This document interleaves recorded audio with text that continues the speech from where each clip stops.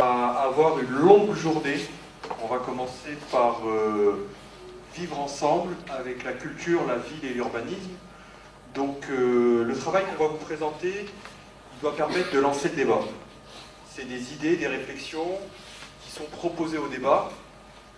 Ce qu'on fait, c'est qu'en toute humilité, on vous propose des choses et on veut échanger avec les sachants, les experts, les professionnels des différents sujets qu'on va aborder. Ce qu'on fait, c'est qu'on appelle officiellement à une contribution de gens sur ces sujets. On a eu beaucoup de mal à avoir de l'expertise pour nous permettre de challenger ce qu'on va vous proposer. Donc, toujours dans le cadre de Nebni, c'est toujours un travail participatif. Donc, l'ensemble des travaux de Chofohome sur le site nebni.org, sur les pages Facebook. Et tout est transparent. Les vidéos, comme vous pouvez le voir, elles seront sur YouTube, sur la chaîne qu'on a créée Nebni. Nebni, aujourd'hui, on termine la deuxième phase de l'engagement qu'on avait pris le 13 avril 2011. Pour rappel, le 13 avril, on s'était engagé à faire un premier travail qui était Nebni 2012. Au 5 juillet 2011, on a fait un rapport qui était un rapport sur 100 mesures pour améliorer la vie des citoyens algériens. Là, on est en train de finaliser le rapport Nebni 2020, qui sera le rapport du cinquantenaire. Inch'Allah, on terminera d'ici fin septembre, début octobre, Inch'Allah, si on arrive à avoir des retours et à pouvoir travailler d'ici cet été. Et à partir de là, on se posera, on fera un bilan pour savoir par rapport à la suite qu'est-ce qu'on fera. Donc aujourd'hui, on n'est pas encore posé sur comment la suite de Nebni va se mettre en place.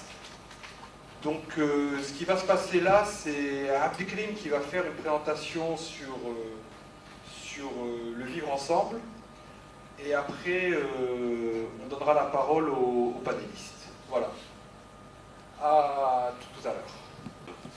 De présenter un travail qui a été réalisé par un groupe réduit de Nebnia, donc Wiza Abdad, qui est architecte, qui n'est pas là à synthétiser un peu les quelques idées que nous avons sur le volet ville. Ashraf Ben Hassin a coordonné l'aspect culture et ils m'ont demandé donc de présenter quelque chose auquel je peux participer, donc c'est une bonne chose, il faut les remercier. S'il y a une mauvaise chose, c'est moi qu'il faut incriminer. Alors, on a choisi de vous proposer un thème, vivre ensemble, qui est un concept séduisant. Dès le départ, on s'était emballé, parce qu'il ouvre des perspectives fécondes. On va vous dire en quoi il nous intéresse en tant que Nebni, mais en même temps, il est fortement polysémique, il ouvre beaucoup de champs, on peut l'approcher de différentes manières, et surtout, dans une optique de conception de politique publique, il est difficile de trouver des indicateurs et de mettre ça sous un même chapeau. Donc, c'est conscient de cette limite que nous vous proposons ce thème, et nous vous promettons, avec l'aide des contributeurs qui vont nous aider, d'essayer d'agréger un peu plus et de vous proposer une démarche plus construite, disons. Mais en même temps, c'est un thème transversal. Ça, c'est une idée de Nebni. Pourquoi on le fait à la fin, après l'économie, la santé, l'éducation, et on le met quasiment au même niveau que gouvernance quand on va vous présenter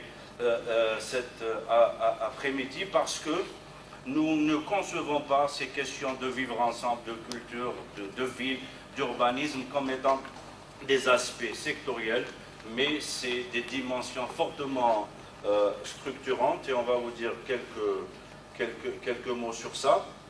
En résumé, la démarche Nebni se propose de mettre le citoyen au cœur de la vie de la cité, au cœur de la proposition, de la conception des politiques publiques.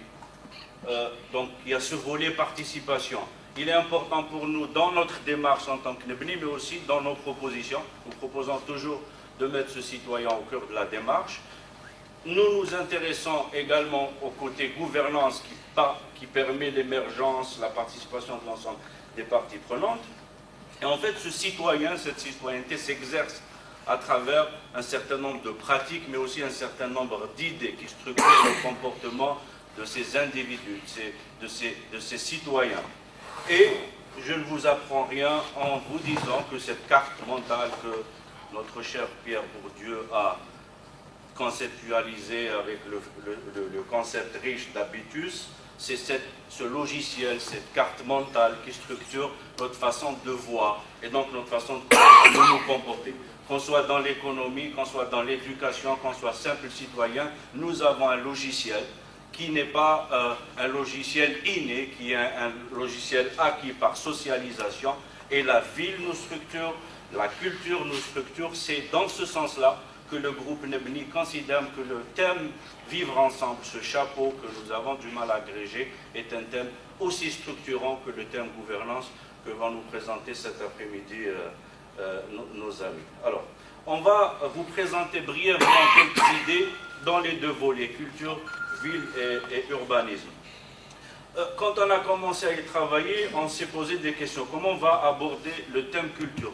Est-ce qu'on va l'aborder par le volet qui nous parle, c'est les pratiques culturelles, la littérature, la musique, les arts plastiques, le théâtre, le cinéma, le patrimoine, la danse, l'artisanat, et il y a aussi d'autres domaines, d'autres pratiques culturelles, où on va l'aborder sous l'angle qui nous séduit, nous, c'est soit de la politique culturelle, et on va rapidement nous entendre sur ça, politique culturelle, au sens d'un certain nombre, de spécialistes, c'est une volonté de s'occuper de ce secteur, et on peut considérer unanimement, pour éviter tout débat inutile, qu'il y a une politique culturelle en Algérie, parce qu'il y a des institutions, parce qu'il y a des pratiques, parce qu'il y a des budgets, et plus que certains autres pays, il y a un département qui s'occupe de la culture. Donc on peut nous intéresser à la culture en analysant cette politique culturelle. On peut s'intéresser à la dimension qui nous intéresse tant, c'est la gouvernance, qui pose de sérieux problèmes aujourd'hui aux praticiens de la culture, et également pour les praticiens de la vie. Il y a des vraies questions de gouvernance, de redevabilité, de transparence. On peut également nous intéresser à un volet qui est le financement, l'encadrement réglementaire. On peut s'intéresser également, pour rester cohérent par rapport à notre démarche, aux dimensions d'éducation, le rôle de la culture, la place de la culture dans l'éducation, et également en tant que développement de capacité des acteurs, ces artistes, ces professionnels de la culture.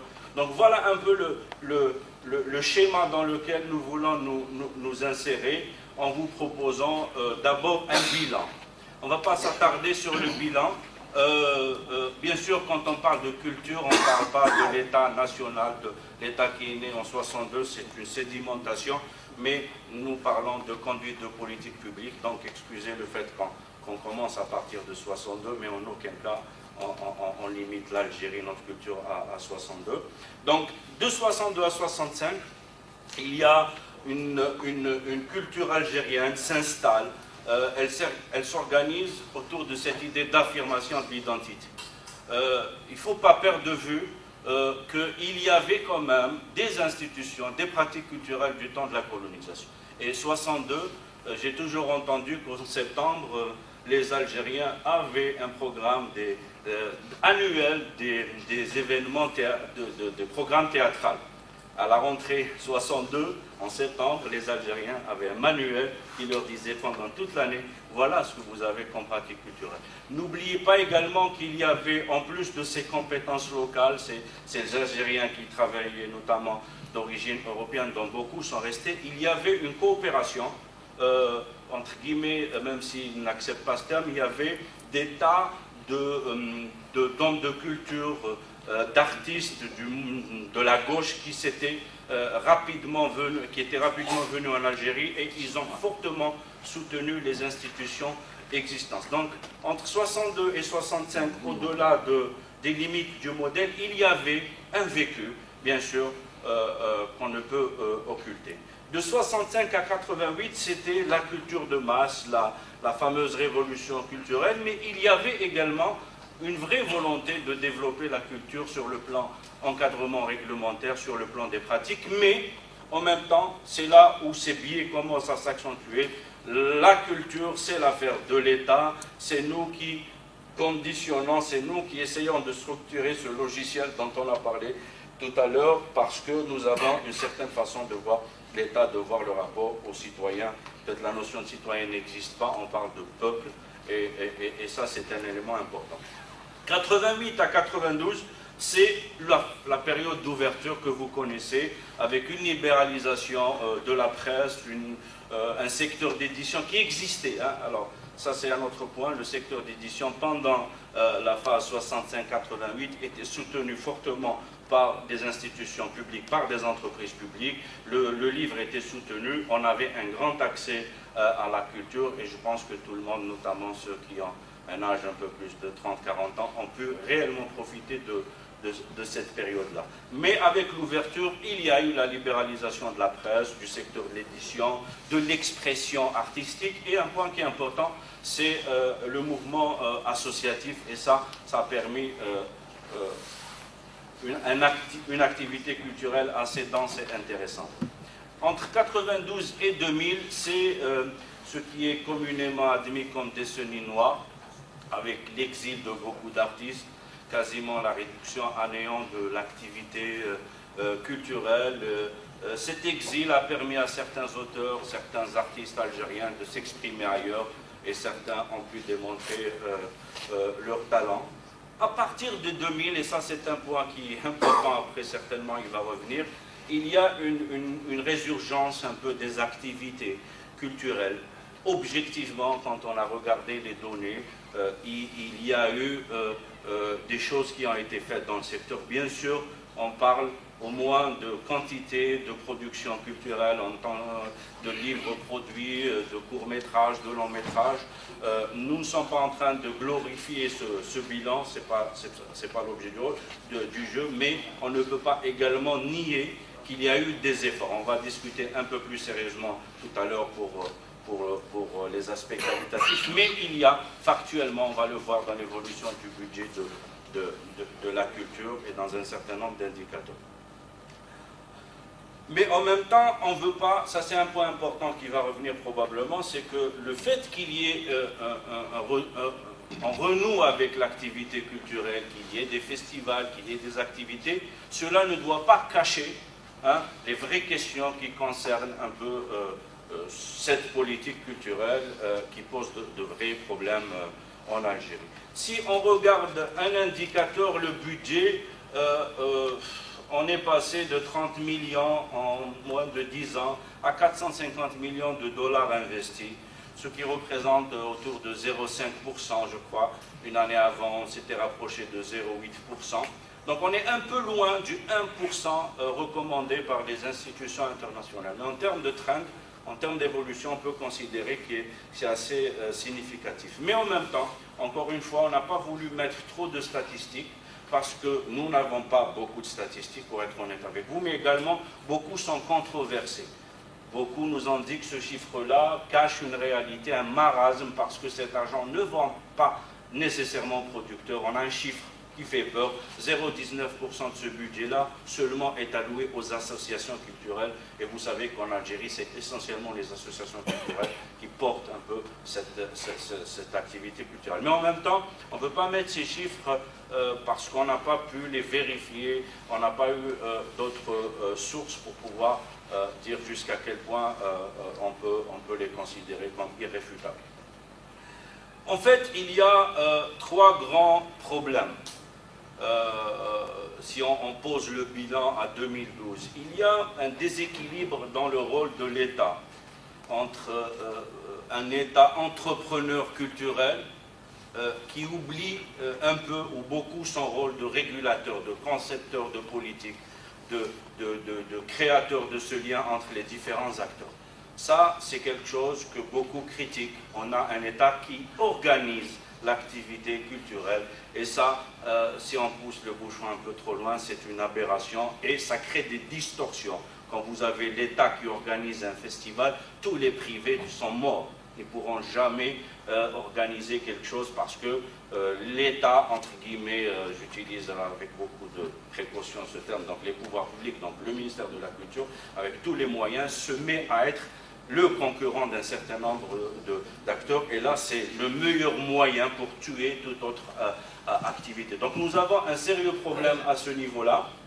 Et encore une fois, il faut reconnaître, encore une fois, cette carte mentale de ces pouvoirs publics. Ils se considèrent comme étant la source qui doit réfléchir, penser et mettre en œuvre la politique culturelle. Et ça, c'est une grossière erreur qui va à contresens de toutes les recommandations des institutions internationales.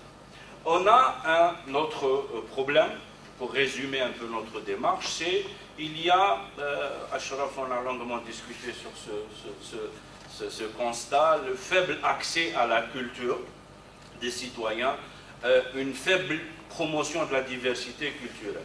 Pourquoi faible accès de la culture?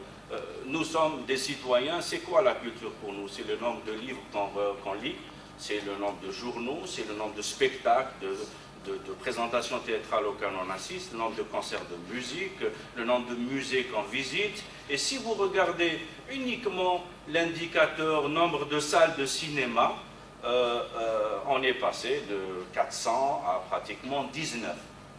Donc voilà un peu un indicateur qui est... Je ne parle pas des zones désenclavées, hein, qui dans les années 65-70 recevaient le bus du cinéma de Boudjma Garesh et des tas d'activités.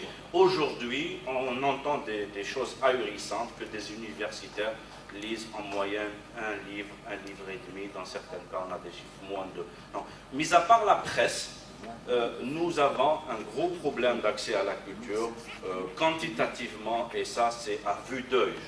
On n'a pas des chiffres qui vérifient, mis à part ces infrastructures.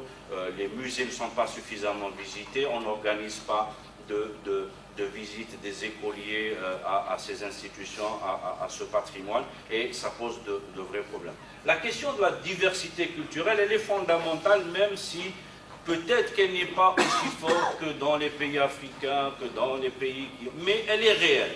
On a longuement réfléchi. Il y a une faiblesse de l'expression de la diversité culturelle en Algérie. Et on va revenir sur ce plan-là. La diversité n'est pas que linguistique. Elle est également historique. Il y a plusieurs périodes de l'histoire de l'Algérie. Est-ce qu'on les retrouve dans cette production culturelle? Il y a plusieurs zones géographiques, il y a plusieurs nuances. Maintenant, on prend la culture islamique ou berbère, il y a des nuances à l'intérieur. Est-ce qu'on les retrouve aujourd'hui dans la production culturelle? Unanimement, on peut dire que c'est très très faible, mais encore une fois, on ne devrait peut-être pas considérer ce problème comme étant aussi crucial que certains autres pays, notamment les pays africains. Mais il est réel, on se doit le dire. Le troisième point, c'est la faiblesse des capacités des acteurs de la culture. On n'a pas créé, je ne sais pas, un des réalisateurs qui est avec nous dans Nebni nous avait dit que tous les techniciens évoluant dans le domaine du cinéma et de la production télévisuelle, on ne peut pas faire deux longs métrages en même temps. C'est-à-dire, si on devait recruter tous ces ingénieurs pour un projet sérieux, on ne peut pas faire deux projets en même temps. Donc voilà un peu la réalité. Si ça c'est vrai, donc tous ces projets qu'on tire sur la comète n'ont pas de sens, il n'y a pas de capacité. Vous allez produire des signes, des matériaux signifiants, mais qui ne sont pas avec vos logiciels, avec vos capacités.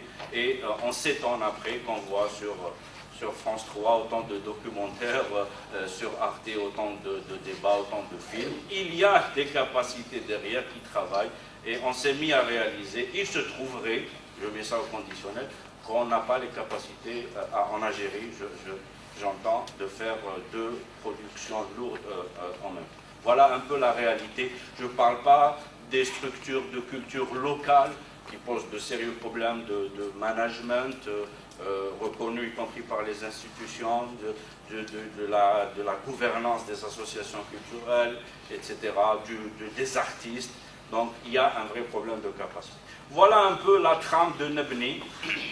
Pour aller un peu plus vite, ces trois contraintes structurelles, l'État remplit davantage une mission d'acteur, d'entrepreneur social, le terme est assez valorisant, qu'une mission de conception de régulation, Nebni propose d'agir sur un levier qui est de libérer l'action culturelle pour que l'État soit moins acteur, hein, et recentrer ce rôle de l'État autour des questions de mission de conception de régulation. Ça, c'est le premier levier. On va vous proposer un certain nombre de chantiers sur ce levier-là, mais le premier débat qu'on aimerait avoir avec nos amis panélistes et la salle, c'est est-ce que vous pensez que ça, c'est la bonne direction? C'est ça l'esprit Nebni, c'est on s'entend sur le levier sur lequel on agit, après on trouve des tas d'idées à l'intérieur, des tas de chantiers. Donc, premier niveau, c'est si vous êtes d'accord avec le bilan, on peut l'enrichir, mais aussi, surtout en termes de stratégie, est-ce que c'est la bonne direction? Le deuxième problème, c'est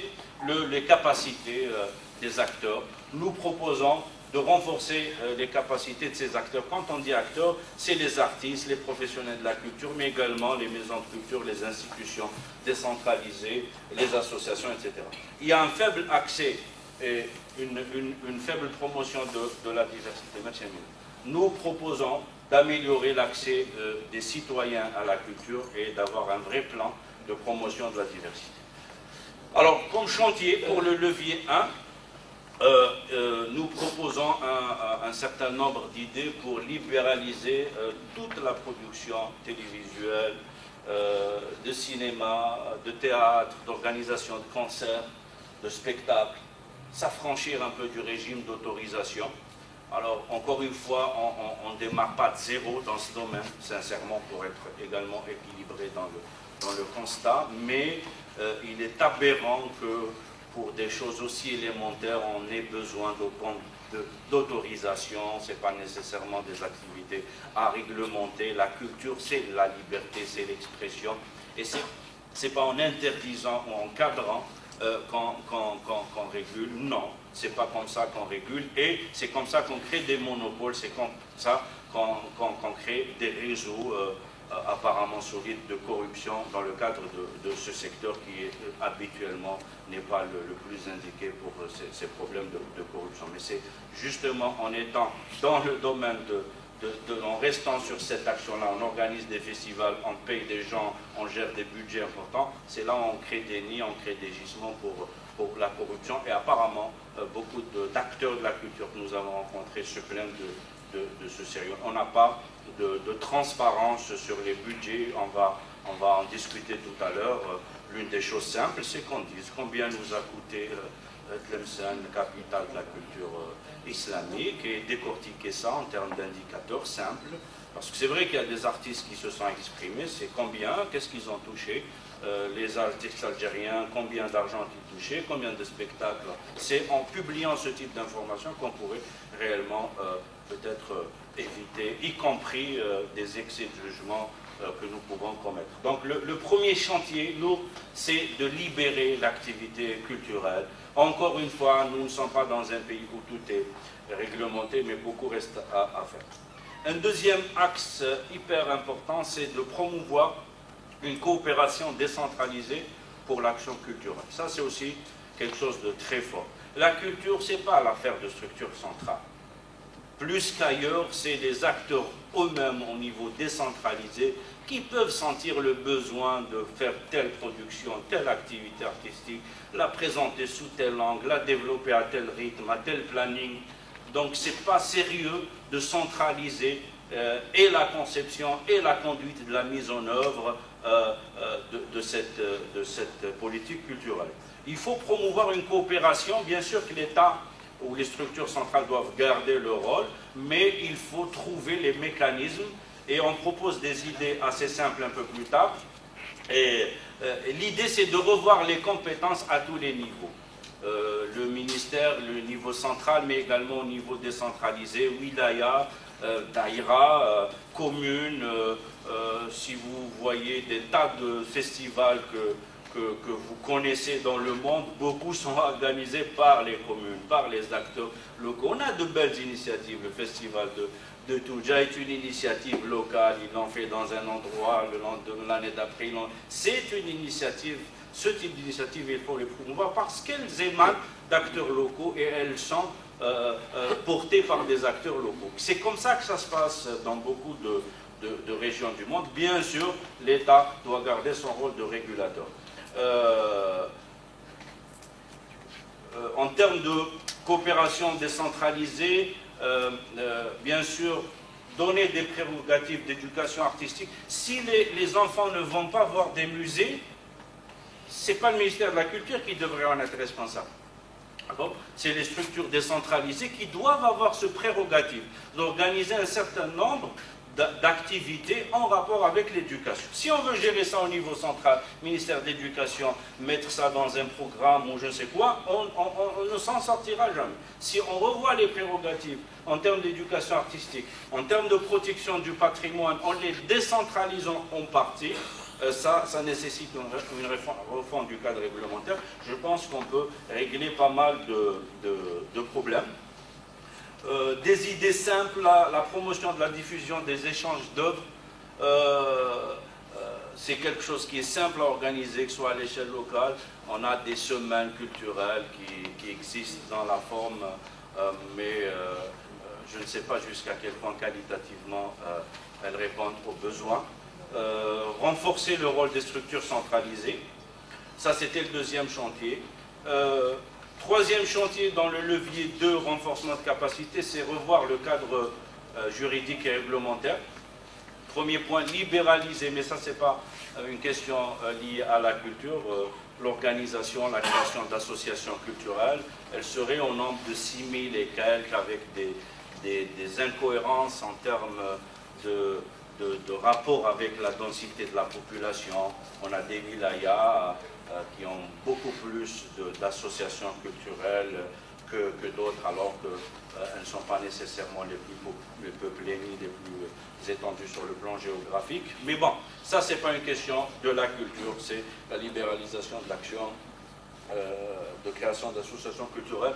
Il faut également avoir l'honnêteté de dire que ce n'est pas le secteur le plus réglementé en termes de création d'associations. Mais il n'est pas normal qu'on puisse revenir à l'ère où on doit demander un agrément qui ne vient jamais pour être activiste dans le domaine culturel. Le fameux statut de l'artiste pour lequel il y a l'installation d'un conseil, d'une commission nationale des arts et des lettres, c'est ça, dont M. Abdelkader Ben Tamache est président, je ne sais pas, coordinateur. Donc il y a une velléité au moins, voire un peu plus, une action dans ce sens-là. Mais ce qu'on a entendu, c'est que les premiers débats font peur, c'est-à-dire quant à l'approche. Mais encore une fois, on revient à cette carte mentale. Est-ce qu'on n'est pas, quand on parle du statut de l'artiste, dans une logique, encore une fois, rentière de partage de la rente? On veut un cadre qui nous permet d'avoir un certain nombre de droits. Je ne sais pas, mais la question de ce statut-là, de l'artiste et des métiers de la culture reste profond. Mais encore une fois, on ne sait pas où est-ce qu'on en est dans ce chantier-là. Professionnaliser un peu plus les processus de production, de distribution, de consommation culturelle. Alors on peut passer par un système de normes, on peut passer par un système de qualification, mais aujourd'hui ne devrait pas être ingénieur du son, cadreur, monteur, je ne sais pas quoi, celui qui veut, qui n'a pas de formation. Il faut sérieusement un peu réglementer. Si vous voyez des spectacles, des productions médiocres, c'est aussi parce qu'au niveau de l'exécution, ça ne suit pas. Il faut un tout petit peu professionnaliser, pas nécessairement par la coercition, mais aussi par des programmes de formation. Mettre en place des contrats de convention, ça a été souvent soulevé. Le point important, c'est d'améliorer, le terme n'est peut-être pas le plus adapté, le financement des activités culturelles. Il faut revoir un peu le mode de répartition des subventions culturelles. Aujourd'hui, c'est un vrai problème. Les acteurs le disent en fait, ça pose un problème. On distribue ces subventions selon des règles qu'on ne connaît pas. Et on a de sérieux problèmes à ce niveau-là. Il faut formaliser ça, encadrer ça sur le plan réglementaire et aussi sur le plan de la transparence. Pourquoi on n'arrive pas à soutenir tel ou tel film, telle ou telle production théâtrale, et pourquoi d'autres qui semblent a priori de moindre importance sur tous les plans sont soutenus. C'est ce manque de transparence et aussi ce manque de redevabilité, encore une fois, gouvernance. Accroître la part du financement des associations culturelles et des structures décentralisées. Ça, c'est clair. Hein. Si on ne passe pas à ce qu'une bonne partie du budget ne relève pas des structures centrales, on ne va pas évoluer. Là, il faut qu'on mette des indicateurs, mais il faudrait qu'on regarde ce chiffre de 0,20% consommé par les associations, ce qu'il est vrai ou faux, et il faut qu'on regarde ce qui se fait à l'échelle internationale. On n'a pas suffisamment de benchmark à l'échelle internationale. Mais il est indéniable qu'il faut accroître la part de financement au niveau décentralisé des associations. Élaborer un plan de développement du mécénat, ça c'est un vrai problème en Algérie. L'activité culturelle est soutenue par des mécènes, en partie. En Algérie, on a un problème à ce niveau-là. C'est peut-être la perception des acteurs privés, mais également le cadre réglementaire, parce qu'il y a une défiscalisation encore à... C'est une idée qui est proposée par les amis. En tout cas, Elisabeth peut aussi parler de tout à l'heure d'un projet qu'il lance. L'activité de mécénat reste faible en Algérie comparativement à d'autres pays, y compris limitrophes, Maroc, Tunisie. Le levier de toujours, un chantier, développer les compétences des acteurs à travers des programmes de formation adaptés. Là, on a proposé un certain nombre d'idées, je ne vais pas m'attarder. Le chantier 6 dans le volet accès et promotion de la diversité, développement des infrastructures et promotion des différentes formes d'expression culturelle. Encore une fois, si on regarde le programme du ministère de la Culture, il y a un plan de développement d'infrastructures qui existe, il est critiqué, décrié, mais il y a un certain nombre d'infrastructures qui sont prises en charge, mais les spécialistes disent au moins qu'il est déconnecté des réalités, des besoins locaux, et globalement, on reste loin des standards. N'oublions pas qu'on a honoré 19 salles de cinéma fréquentées sérieusement. Donc voilà, c'est un quartier dans les villes qui se respectent. On en était à 400 et quelques à l'avènement de l'indépendance. Bon, même si les chiffres sont grossiers, mais c'est ça la réalité. Promouvoir toutes les formes d'expression artistique et culturelle. Alors là, c'est là où on voit le rôle de l'État. Si je vois qu'un certain nombre de pans de ma culture ne sont pas suffisamment promus, je peux là être acteur pour dire que là, je corrige un biais, je fais de l'interventionnisme parce que je vois que cette dimension culturelle ou historique n'est pas suffisamment prise en charge. Mais on peut le faire également autrement. Promouvoir tout ce qui est culture populaire et identitaire. Revalorisation du patrimoine culturel historique à travers la mise en valeur des musées, des sites et des monuments historiques. Là encore une fois, si on voit l'état d'un certain nombre de sites historiques, ça pose de vrais problèmes. Quand on regarde dans les papiers, on a des plans de sauvegarde, on a de beaux documents, certains documents traînent depuis 40 ans. Moi, depuis que je découvre certains acteurs ici, là, depuis certainement 40 ans, je ne conçois pas qu'on ne puisse pas faire des actions concrètes, qu'on rénove une maison, quand vous voyagez, vous regardez dans certains... Il y a des actions plus sérieuses dans d'autres régions du pays, à Gardaya par exemple. Il y a des activités portées par la société civile, encore une fois, et qui font qu'il y a quelque chose qui est fait. Il y a des modèles qui sont faits sur la base du tissu ancien. Il y a des choses, mais ça ne se passe pas ailleurs. Voilà, ça c'est aussi un axe de travail. Promouvoir les spectacles vivants et de proximité, ça c'est un vrai problème. Les Algériens des régions désenclavées n'ont pas d'accès à la culture. Et après on s'étend que les signes que nous consommons et qui structurent notre carte mentale soient importés, soit occidentaux, soit d'autres pays. C'est tout ce qu'on offre à ces gens-là. Voilà. Moi, je suis récepteur de messages culturels, de signaux. Je les puise essentiellement d'une consommation télévisuelle. J'ai pas à côté des salles de spectacle, j'ai pas de maison de culture, j'ai pas de livres, j'ai la presse, mais encore une fois, on peut en discuter, on peut considérer ça ne serait-ce que quantitativement comme un point positif, mais j'ai un certain nombre de matériaux, de signes qui me sont transmis et qui vont structurer ma carte mentale, ma perception du monde et donc mes comportements. Si je laisse faire ça, il est indéniable que j'aurai d'autres citoyens qui sont en train d'être formés par d'autres. Donc il n'y a pas de secret dans ça. Si vous avez en voie un certain nombre de comportements. C'est pour ça d'ailleurs que les institutions internationales insistent sur la diversité culturelle. Il y a des études sérieuses qui font des corrélations entre les problèmes d'ordre sécuritaire, les comportements extrémistes dans beaucoup de pays, notamment en Afrique. Je crois que les enquêtes n'ont pas concerné l'Algérie, mais on peut penser que c'est les mêmes raisons. Structure, l'absence de diversité culturelle, l'absence de production culturelle locale selon les besoins, permet un peu l'adoption d'un certain nombre d'idées et après de valeurs. On a parlé de promotion. Dans le système éducatif, voilà une idée très simple qui ne demande pas de moyens particuliers, enseignement obligatoire des matières artistiques et culturelles à partir des cycles d'études moyennes. Là aussi, c'est un problème non seulement de conception, mais de mise en œuvre. J'ai des neveux, des nièces, un enfant, selon les écoles, ils peuvent ou bien faire un peu d'activité culturelle, ou bien zéro. Il y a des régions où c'est discrétionnaire. Tu peux assister au cours de musique, sinon tu peux ne pas assister. S'il y en a. Après, voilà, je ne parle pas de la qualité, comment ce cours est fait.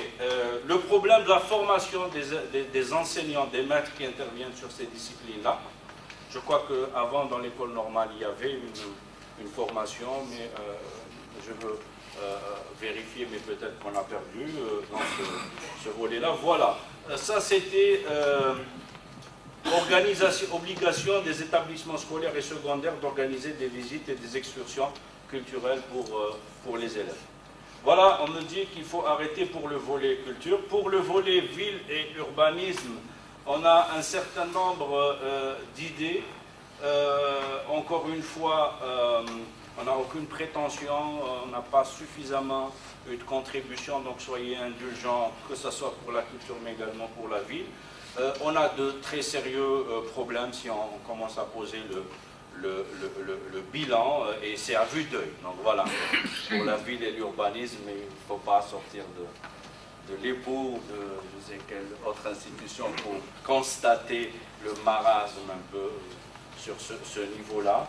Et il y a des causes, les spécialistes, on en a d'éminents ici, vont certainement nous éclairer, mais cette politique urbaine se résumerait essentiellement à une production massive de logements, hein, même pas en sens d'habitat, logement pour caser, parquer des gens, sans souci de réflexion sur les éléments qui structurent un peu cet habitat à tous les niveaux. C'est vrai qu'on a une pression démographique, mais après, encore une fois, les spécialistes ici présents nous expliqueront mieux. Est-ce que ça justifie ce qui a été fait? Ça, c'est un premier point. Cette politique très partielle, parcellisée, est déconnectée d'une vision globale. Unanimement, mais après vous nous direz ce que vous pensez du schéma national d'aménagement du territoire qui est proposé comme étant cette approche structurante globale aujourd'hui. On n'a pas d'idée, mais globalement, si on se place dans une perspective de cinquantenaire, la ville est envisagée comme une équation très simplifiée, et vous le voyez à vue d'œil, comme ça, des groupements, puis on leur met une école, des pratiques de planification un peu désuètes.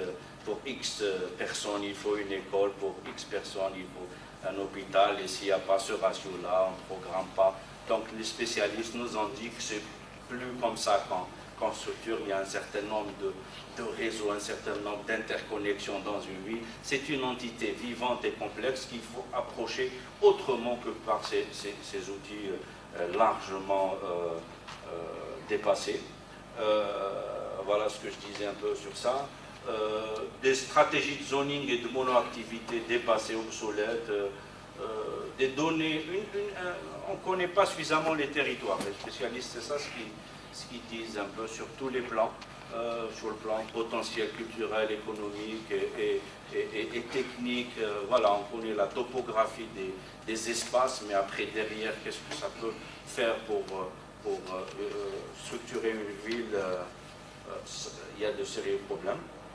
Un vrai problème de corrélation entre la politique foncière et ces velléités, ces volontés de mise en œuvre de politique urbaine. Il y a la politique foncière de 90 qui a mis fin au monopole de la commune sur les transactions foncières. Voilà, encore une fois, les spécialistes peuvent nous dire un peu plus. Est-ce que ça a été un plus... C'est un grand débat en Algérie. Est-ce qu'en décentralisant ou en centralisant, on règle les problèmes?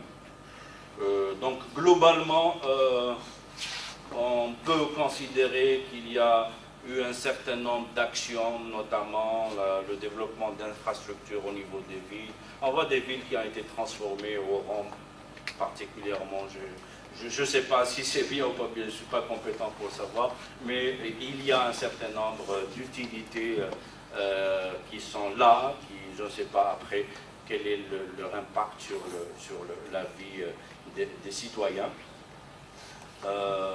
Voilà.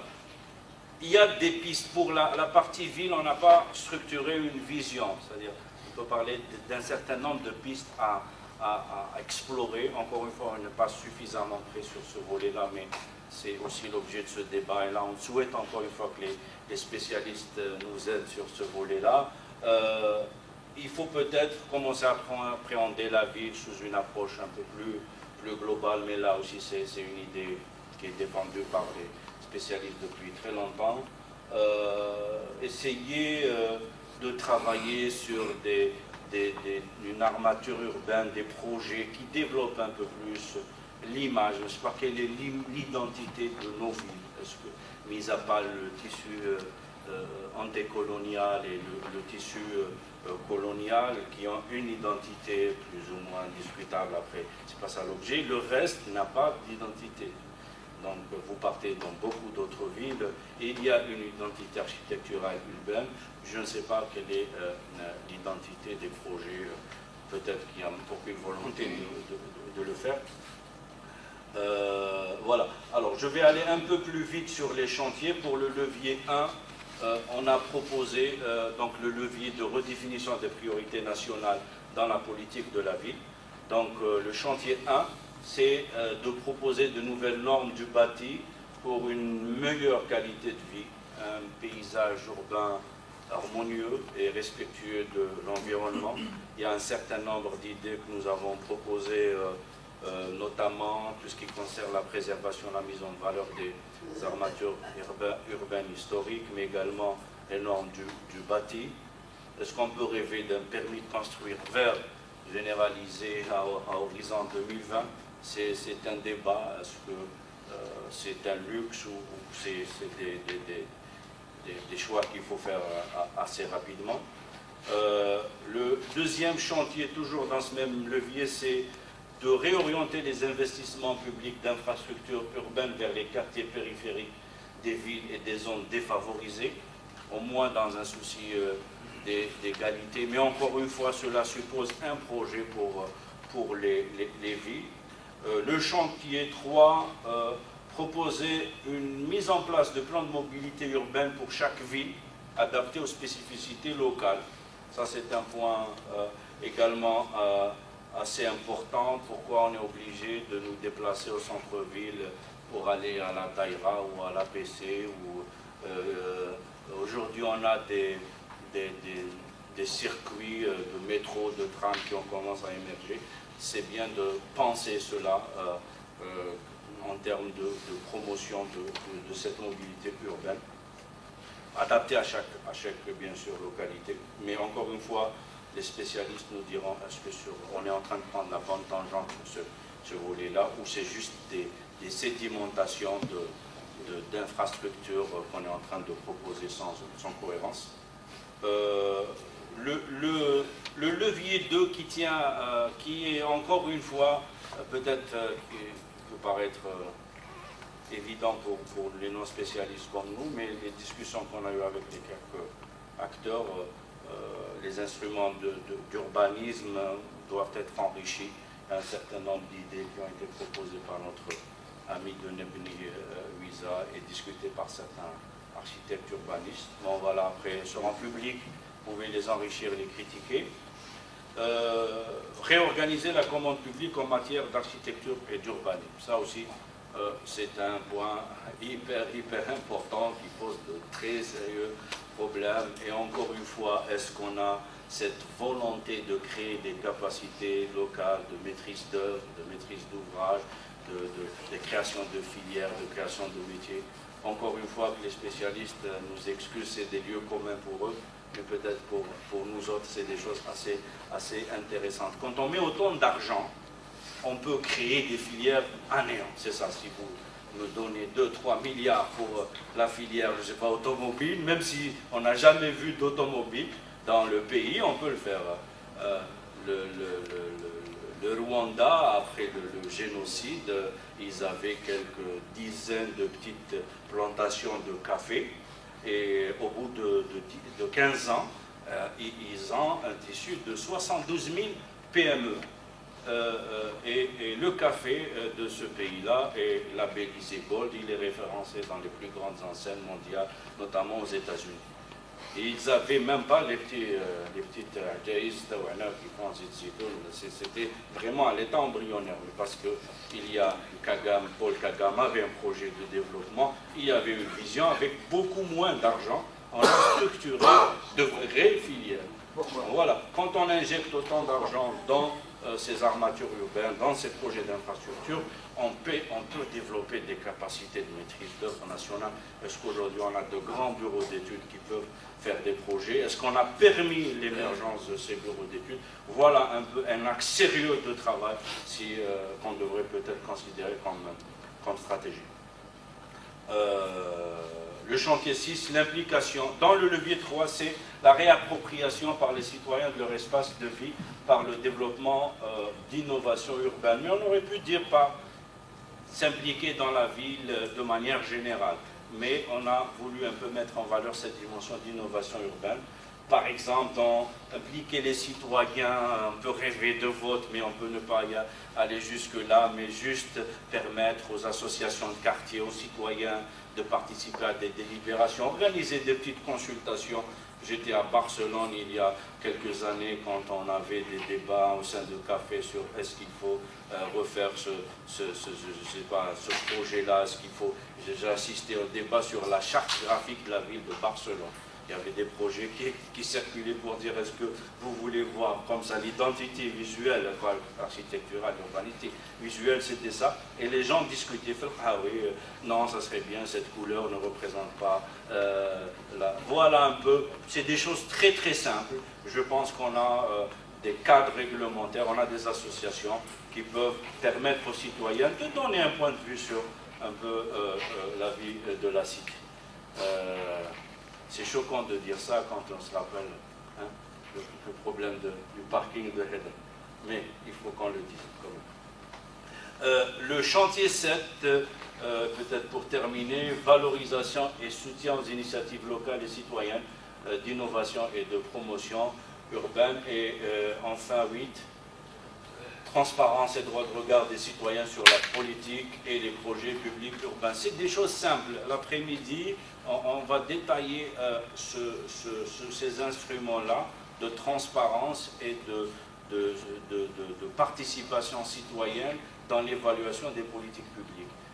Dans beaucoup de pays de loin moins développés que l'Algérie, on a instauré des mécanismes simples qui se basent juste sur des appréciations documentées de l'ensemble des prestations et des infrastructures. Les citoyens d'une ville peuvent évaluer CEAL, peuvent évaluer l'eau, peuvent évaluer la qualité des routes, peuvent évaluer le choix de telle promotion. Est-ce que la Médina d'Alger était un bon projet? On aurait pu demander l'avis des citoyens. Est-ce que, comme le disait l'Arabie, ça va être une agression de notre vue, c'est choquant, ça dénature, ou bien non, c'est les Algériens considèrent que c'est une modernité, ils ont envie de voir du Dubaï dans Alger. Voilà, c'est leur point de vue. Au-delà du débat de techniciens qui documentent ça, on peut demander l'avis des citoyens. Voilà, c'est une idée simple, même si elle semble assez prétentieuse ou ambitieuse. Merci encore une fois. Et merci à Ashraf et Wiza qui ont coordonné le travail sur les contenus. On va ouvrir le débat et merci pour vos critiques.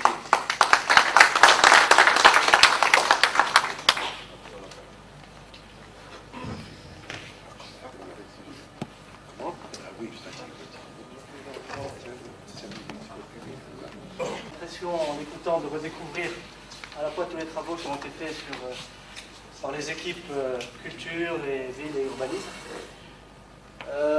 Donc bon, on va très vite demander aux panélistes que nous avons invités de nous rejoindre. Alors nous avons le professeur Boumaza qui est avec nous, qui va nous rejoindre, ainsi que M. Mahgoul, s'il est parmi nous, M. Fassimi également. Donc je vous invite à rejoindre ici donc la table de panélistes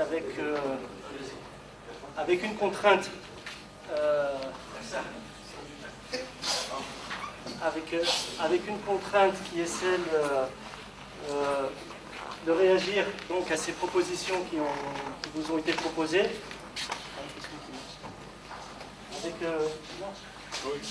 Voilà. Donc,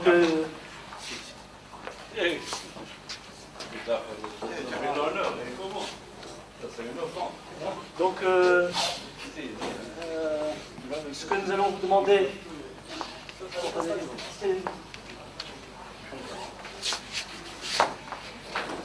prenez place, mettez-vous à l'aise. 22, 23 ans, et j'ai eu l'occasion de participer à un certain nombre de débats publics sur les questions de l'urbanisme, sur les questions de la ville, sur les questions du patrimoine, et depuis peu sur les questions d'urbanisme, puisqu'on a eu à faire les assises de l'urbanisme et on a pu donc discuter avec les partenaires du secteur.